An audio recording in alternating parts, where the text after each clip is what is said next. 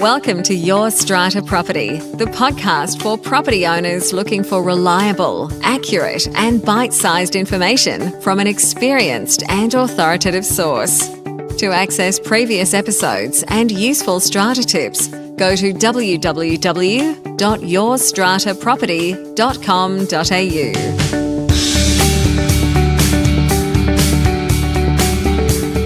Hello and welcome. I'm Amanda Farmer and this is Your Strata Property. Hello everyone. Today I'm bringing you something a little bit special. Many of you asked for this. Now here it is. I am bringing you a little bit from my presentation that I delivered a few weeks ago now for Waverley Council in Sydney. It was an excellent night, lots and lots of strata owners, strata residents, committee members in particular attending to find out how we use bylaws to combat bad behaviour in our apartment buildings. Now, I spoke for about an hour and then we had quite an in-depth Q&A session, and that is the part of the presentation which I am bringing to you today, the Q&A. I have done this a few times on the podcast and I find that these episodes are really, really popular. You all love them. If you like this, go back and check out also episode 142, that's my Q&A from the evening with Veronica Morgan and Good Deeds Property Buyers. Also way back, episode 70 and 71, the Strata in Conversation Luncheon with Kelly Partners, and episode number 37, where I spoke to Owners Corporation Network, OCN, members about the new strata laws in New South Wales, which are now, can you believe it, almost 3 years old. But lots and lots of really relevant material back in those Q&As. So the way that I do these is to record my answers, and because the audience isn't mic'd up at the time, I am now going to fill in the questions so you know exactly what it is that I am answering in the live recording. So today I've got 12 questions for you, big 12. Some great questions here ranging from how to access Owners Corporation books and records to what to do about a leaky roof. So let's jump in. This first question you'll hear me answer is about the issue of a notice to comply. This audience member asked me, do we send the notice to comply with a bylaw to the owner as well as to the tenant? And here's my answer. Yes, you should absolutely be including the owner in this correspondence about bylaw breaches. Send them copies of the notice to comply so that they know that their tenant is causing a problem. It goes direct to the owner or to their agent, whatever their address for service is on the roll. There's been a case in New South Wales at the end of last year that said owners are not responsible for the actions of their tenants. If it's the tenant breaching the bylaw and the bylaw doesn't say that the owner has to do anything that they haven't done, then how can you haul the owner before the tribunal? And you're quite right that I used to say, bring both of them before the tribunal because owners are bound by bylaws. But the tribunal's made a good point. If the bylaw doesn't say that owners have to do A, B and C, then what part of the bylaw are they breaching? So you know what I'm going to say, don't you? Make sure your bylaws are drafted so that they place responsibility on the owner. And that's something that I've done with the waste disposal bylaw. Owners are deemed to be in breach of this bylaw if their tenants are in breach of this bylaw. That is now, since this case at the end of last year, becoming really important. So wherever you can bring the owner in, and it's probably every bylaw really where you're going to incur some costs, you want to be able to sheet that home to the owner. You need to be making the owner just as responsible as the occupier. And that's where you'll have impact because money talks with the owners. They don't want the penalties. They want a profitable investment. They don't want letters coming from their agent or from the strata manager all the time. So they are more likely than the tenant to comply, and you can recover costs because they own the property and the debt will run with the land. So very important to involve owners. Thank you very much for raising that. The next question, how do we move on? Rusted on committee members. How do we get a great strata committee? Now, this person told me that they have 8 members on the committee. 5 of them are new members just elected at the recent AGM. and 3 of them are long-standing committee members. Here's how I answered that question about how we might move that old guard on. It's a gradual shift, and it is showing, I'm not sure how big your building is, but it's showing to the rest of the owners that it's time for a change, and we 5 newbies are the ones who are driving this change and doing great things. The other 3 are getting in the way a little bit, and that may be face-to-face conversations. Strata living, if you haven't worked it out yet, is very political. So I often have clients who come to me and say, how do we deal with this under the law? And I say, well, that's not a legal question. That's a political question, and you need to do some campaigning. And I've helped clients with campaigning, with sending letters, with door knocking, with getting support for a particular position, whatever that is. Bear in mind that when you elect a strata committee at a general meeting, you set the number first, okay? So I'm not suggesting any funny business, but I have seen buildings who want to achieve what you're talking about. They've always had a committee of 8. They want it to be 5. They've talked to other owners and other owners agree, and they plan that when that question comes up at a meeting, how many members should we have in our committee? I propose 5. Yep, all in favour? Yes, it will be 5. It happens very quickly. The majority wants 5. And then the 5 who people most want to fill those positions are elected. Third question, one of my favourites, as you know. How do we access the strata roll? And are the contact details of owners, including email addresses, private? Now, you will hear me get a little bit passionate here, as I do when I talk about this topic, and I do refer to some disgraceful strata managers. Yes, that is the word that I use. And I have to say, there was one strata manager in the audience, Lisa, you know who you are, and she is not at all a disgraceful strata manager. She's an excellent strata manager.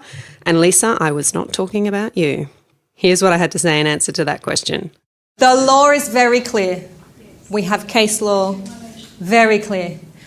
Owners are entitled to inspect the books and records of the Owners Corporation. That's number 1, okay? If you're not an owner, you need authorisation from an owner. The strata roll forms part of the books and records of the Owners Corporation.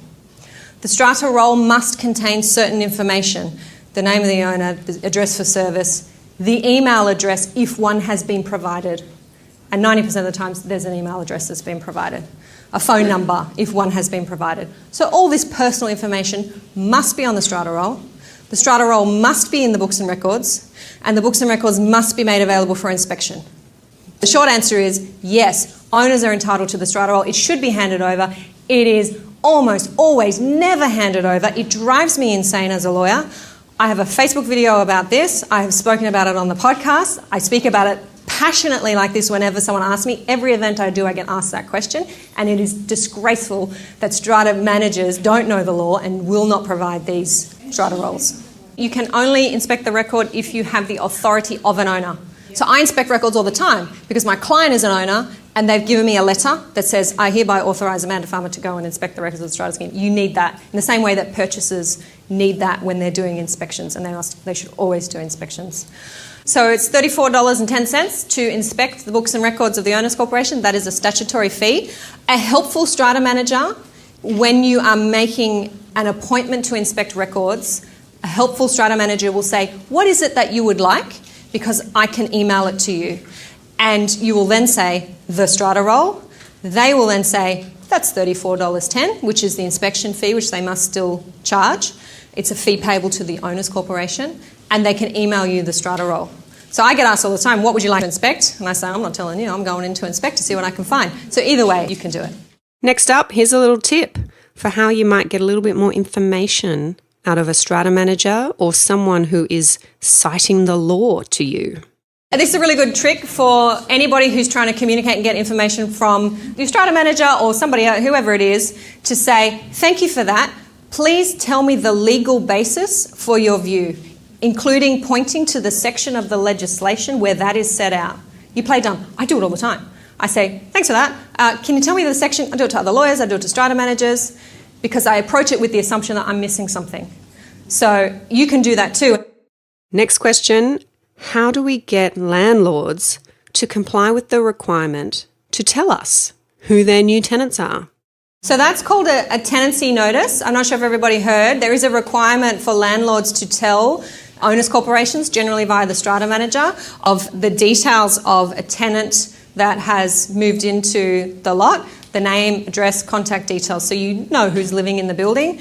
It is a common problem. Strata managers will tell you, we do not get tenancy notices. It drives us crazy. Someone sends us an email, come and fix my something, and we realise that there's a new tenant. It is a penalty provision. Yes. So there is, I think it's $2,000. I think it's a $2,000 fine if landlords do not do that. So in the past, I have sent those letters to landlords to say, hey, by the way, this is a penalty provision and there's a $2,000 fine. So get. Oh, is that it? Okay. Yeah. So get your act together. So that's what a letter in those terms to remind them how serious it is. Yep, thank you. So within 14 days, the landlords must be notifying. Yes. Next up, important question. What is the process when a committee member has a conflict of interest? Very good question about conflicts on the committee. Yes, that person is allowed to be on the committee. Think about that advice I gave earlier about banding together with some others. Try and push that person out, maybe. Committee members must disclose conflicts of interest in committee meetings, not in general meetings. There's no requirement to disclose conflicts in general meetings. They must disclose conflicts of interest in committee meetings. If that conflict relates to a pecuniary interest, what is that? An interest that relates to money, a financial interest. It's new in our legislation. It's designed to deal with developers being on committees, building managers being on committees, negotiating their agreements and things like that. So the question would be, yes, they have a conflict, but is it a pecuniary interest? That's in Schedule 2 to the Strata Schemes Management Act. You'll see that it's one of the later clauses, 23, 29, down the bottom, scroll down, and you'll see that clause there. Cite that one and say, you've got a conflict of interest. The committee can decide whether or not the person who has the conflict is present to discuss and whether they can vote. If the committee decides they don't care and this person can be present and vote, then that's how it goes. And you record the disclosure in writing. Next question, who should attend mediation on behalf of the Owners Corporation? Whoever they authorise. So does a committee member need to go to mediation? No. But the committee would need to authorise someone else. So I go to mediations all the time for buildings. I'm the only one there. No one else comes along. But I make sure I've got a letter or a signed cost agreement or a committee meeting resolution, is what you really need, to approve me going, and that I have full instructions. Because a mediation can go off in all different ways. And someone might come up with a proposal that we didn't think of. And your strata manager, if they're a good strata manager, they're going to then say, hang on, I don't have authority to agree to this. I'm going to get on the phone. So if you're not going to be there as a committee, you need to have fallbacks in place for how does this person get instructions. But you don't have to be there, but you do have to be authorised. And think about this. This is new as well. If you are not a party to the mediation, so if you're a lawyer or if you're a friend or if you're a real estate agent, the other side can object to you being present. So that's happened to me a couple of times where, well, she's the lawyer, she can't come. I don't know if that extends to strata managers. I wouldn't think so because they are your agent. It wouldn't, obviously the committee is the committee. So if you are appointing someone else, a third party, just be prepared that the other side can object, and that can then hold up or delay the mediation, or they can just decline to mediate. And if someone declines to mediate, you go straight to the tribunal. You skip that process. This next audience member told me that they were in the middle of raising money for a major capital works project and one lot owner had not paid the special levy. What to do? Well, you need to sue that owner quick smart. So you need to issue a letter to the owner. There's a procedure under the Act for recovering levies. You have to stick to it. You have to issue a letter that says, this is the amount owing, this is how much of it is levies, this is how much of it is interest, and this is how much of it is fees. If you might have some strata manager fees because they might have sent some other letters. You need to pay straight away. If you don't pay within 21 days, we will go to the local court, file a statement of claim, and recover the levies. And those claims are open and shut. The court just says, you owe strata levies. It's what we call a statutory debt. The legislation says you have to pay strata levies. There are very few good excuses for not paying levies. The ones I've seen succeed is when the Owners Corporation is claiming the wrong amount. So they can get kind of complicated if the ledger is mixed up and the ledger gets challenged. But otherwise, that's how you recover that and get that going quickly because that takes a while. In the meantime, think about a special levy that other owners have to cover, or depending on how much it is, a strata loan. In this person's building, one member of the committee has the exclusive use of a common property parking space, but there's no bylaw. Here's what I suggested. So what you're talking about, what's happening there by the sounds of it, is that somebody has the exclusive use of an area of the common property. The only way they can get that legally is through a bylaw, which is passed by a special resolution. So unless you've had a special resolution and a bylaw, this person does not legally have the exclusive use of the common property. Section 143 is our... Sorry, they're now called Common Property Rights Bylaws, Section 143. They used to be called exclusive use bylaws. They need a Common Property Rights Bylaw, otherwise they are occupying the common property illegally. Be prepared that they will say, anyone can park here anytime they want. I don't have it exclusively. Great question here about the proposed new short-term letting laws in New South Wales. And in particular, how do we deal with the problem of tenants subletting? Here's what I had to say. If it is an owner's principal place of residence, then they can short-term let for a maximum 180 days. This is proposed law, by the way, okay? This is not law. If it is not a principal place of residence, then the owner's corporation can pass a bylaw banning short-term letting for anyone where it's not a principal place of residence. Now, this is a difficult concept because it's been raised with me that a tenant's principal place of residence is the tenancy that they're living in. And I know that one of the biggest problems with short-term letting is tenants subletting. And the way I read this new law, that is not going to fix this problem because the tenant's going to say, it's my principal place of residence. I can short-term let for 180 nights a year. That's what the planning law says. I am not an investor owner. I am a person living in this unit as my principal place of residence. So that's a problem, I think, and it's one that I've only just started to appreciate. So we need to look very closely when this planning law comes in. Next question, strata committees. Do they have to meet a fixed number of times each year? Very popular question. Here's my answer. The answer is no. There is no legal requirement for strata committees to meet a certain number of times a year. General meetings, different. You must have an annual general meeting once in each financial year of the building. There is no similar requirement for committees. There is actually nothing in the legislation about how a committee makes decisions expressly. There is nothing in the legislation saying a committee must make decisions in a meeting, but there is a whole part of the legislation, that's Schedule 2 to the Act, that says how committee meetings happen, how you issue notices, how you do minutes, what the timing is for the distribution of that.